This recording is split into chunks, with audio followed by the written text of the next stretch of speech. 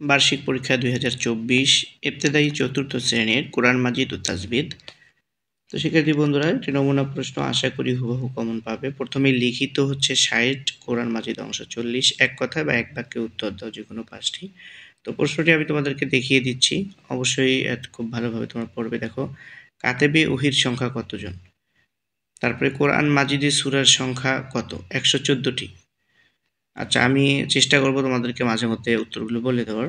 গ নাম্বার হচ্ছে সর্বপ্রথম কোথায় কোরআন নাজিল হয়? সর্বপ্রথম কোথায় কোরআন নাজিল হয়? হেরা গুহায়। তারপরে কোরআন মাজিদ কোন রাতে নাজিল হয়? শবে কদর। সূরাতুল আসরের আয়াত সংখ্যা কত? সূরাতুল আসরের আয়াত সংখ্যা কত? উত্তর 4। জামিউল কোরআন কাকে বলা হয়? তারপরে হচ্ছে কোরআন মাজিদ প্রথম কোথায় ছাপা হয়? তো এই হলো 5টা তোমাদের, এখানে একটাতে 2 নাম্বার করে, 5 দুগুণে 10। তারপরে 2 নাম্বার হরকত সহ মুখস্থ লেখো একটি, 10 নাম্বার পাইবা। সূরাতুল হুমাজার 6 থেকে 9 নাম্বার আয়াত লেখো। সূরাতুল আসর, দুইটার মধ্যে যে কোনো একটা সূরা লিখলে 10 নাম্বার। হরকত ছাড়া মুখস্থ লেখো একটি, সূরাতুল হুমাজার প্রথম 3 আয়াত, সূরাতুল তাকাসুরের শেষের 3 আয়াত। শূন্যস্থান পূরণ করে যে কোনো 5টি। কোরআন মাজিদের সর্বশেষ সূরার নাম ড্যাশ। কোরআন মাজিদের সবচেয়ে ছোট সূরার নাম ড্যাশ।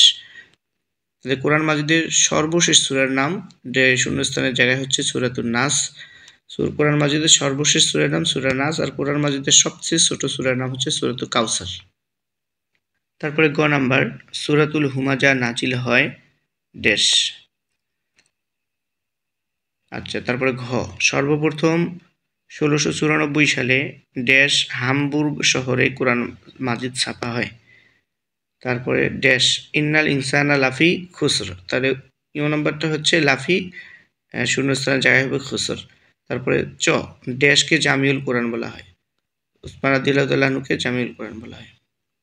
তারপরে 6 নাম্বার, সূরাতুল আসরের আয়াত সংখ্যা 4টি, শূন্যস্থানের জায়গায় 4।